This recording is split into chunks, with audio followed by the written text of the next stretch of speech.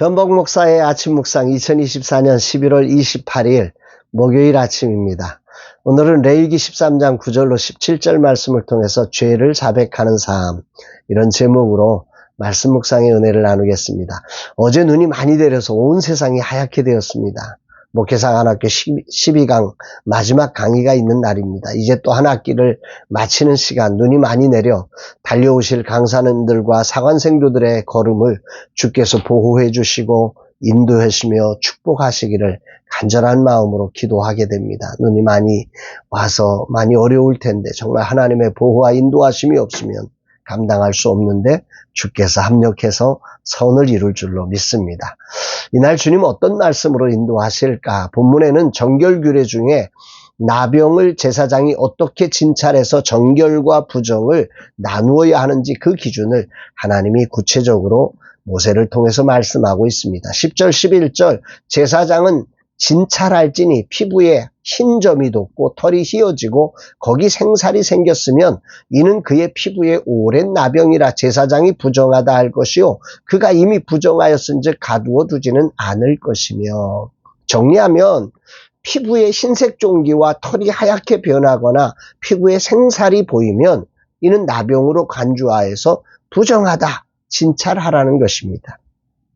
반면에 생살이 보이지 않고 피부가 하얗게 변하면 정결하다고 선언하라고 말씀합니다. 12, 13절 보면 제사장이 보기에 나병이 그 피부에 크게 발생하였으되 그 환자의 머리부터 발끝까지 퍼졌으면 그가 진찰할 것이요 나병이 과연 그의 전신에 퍼졌으면 그 환자를 정하다 할지니 다 휘어진 자인즉 정하거니와.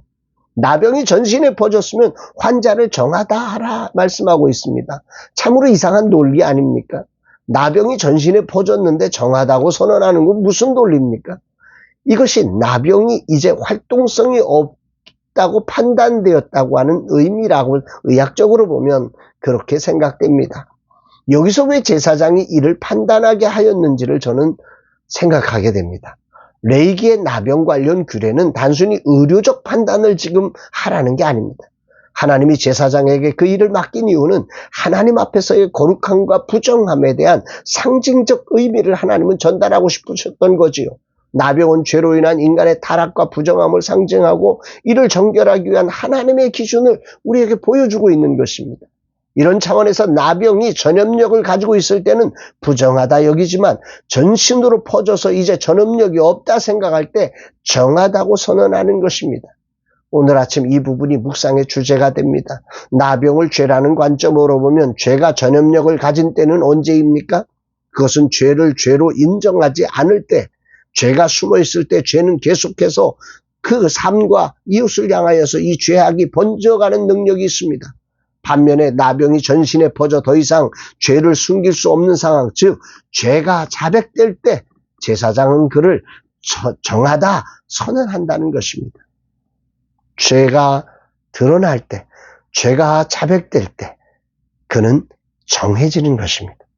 예수 그리스도의 보혈의 능력 아래서 그는 정해지는 이 구약의 나병 정결규례 안에 예수 그리스도의 보혈의 능력을 통해서 우리가 정해지는 구체적인 비밀을 담고 있는 규례가 바로 나병 환자의 정결규례를 진찰하는 방식에 있음을 보게 되는 거지요. 이 말씀을 묵상하면서 생각나는 구절이 있지요. 요한일서 1장 9절입니다. 만일 우리가 우리 죄를 자백하면 그는 미쁘시고 의로우사 우리 죄를 사하시며 모든 불의에서 우리를 깨끗하게 하실 것이요. 죄가 자백되는 곳, 나는 죄인이에요. 머리부터 발끝까지 나는 죄가 꽉 찼어요. 고백하는 그 자리, 바로 거기서 하나님은 우리를 정하다 하신다 말씀하고 있는 거죠. 우리의 대제사장이신 예수님 앞에 정결함으로 선언받는 기준은 죄를 숨기려는 태도가 아니라 죄를 완전히 자백하고 드러낼 때 하나님의 은혜로 정결함을 받게 된다는 원리를 이 나병 환자의 정결규례를 통해서 말씀하고 싶었던 이 신약의 원리를 구약에서 예표로 보여주고 있는 사건이라고 보는 것입니다. 나병이 전염성을 가지고 있을 때 제사장은 그를 나병으로 진단하여 부정하다 말합니다. 그러나 나병이 전신에 퍼져 전염력을 잃으면 제사장은 나병이 있음에도 나병이 없는 게 아니에요. 분명히 죄가 있는데 죄를 정하다고 선언하는 것입니다. 이게 하나님 나라의 원리지. 목회사관학교 종강의 날 주님은 무엇을 말씀하시는가? 죄가 자백되도록 하라는 것입니다. 내 안에 죄가 숨겨져 있지 않고 자백되어 주님의 보혈로 씻어지는 정결함을 받게 하라는 것입니다. 돌아보면 교육전도사로 부름을 받고 사역을 시작한 게 1983년입니다. 아무것도 모르고 아무 경험도 없이 무모하게 시작했습니다. 그저 하나님이 주신 마음 하나로 순종해서 시작했습니다. 아마 그 시간을 지났다면 나는 아직도 시작도 못했을지도 모릅니다. 긴 시간을 지나면 나는 조금 더 많이 알게 되었고 더 많은 경험을 하게 되었습니다. 그러나 과연 더 정결해진 것일까? 돌아보게 되는 아침입니다. 제사장 즉 우리 주님은 정한 것과 부정한 것을 구분하시는 분이심을 기억하게 됩니다. 오늘 주님 앞에 보여지는 내 모습은 과연 어떠한가?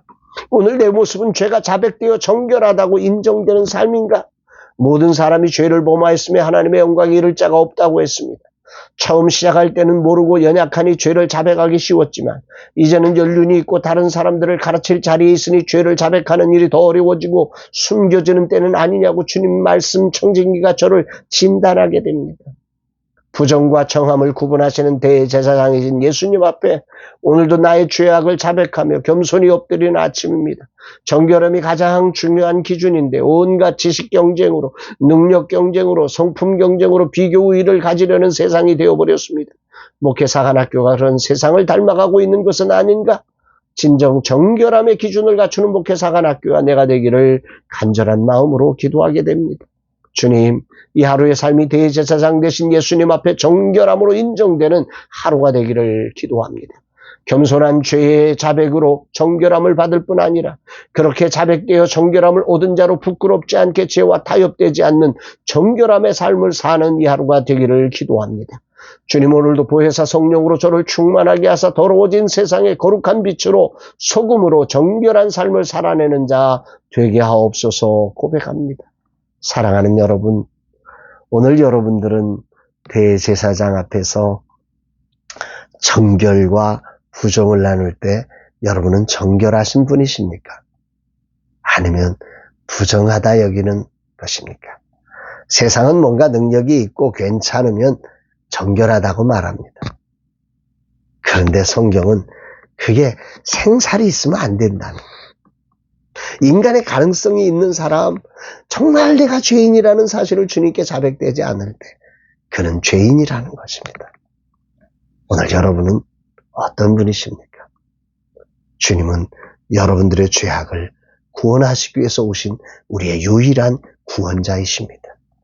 주님을 나의 구원자로 모셔드리며 정말 주님 앞에 죄를 자백함으로 정결함을 받고 하나님의 거룩한 백성으로 천국 백성 되시고 거룩한 빛과 소금 된 삶을 살아가는 저와 여러분의 삶 되기를 주의 이름으로 축복합니다. 사랑합니다, 여러분.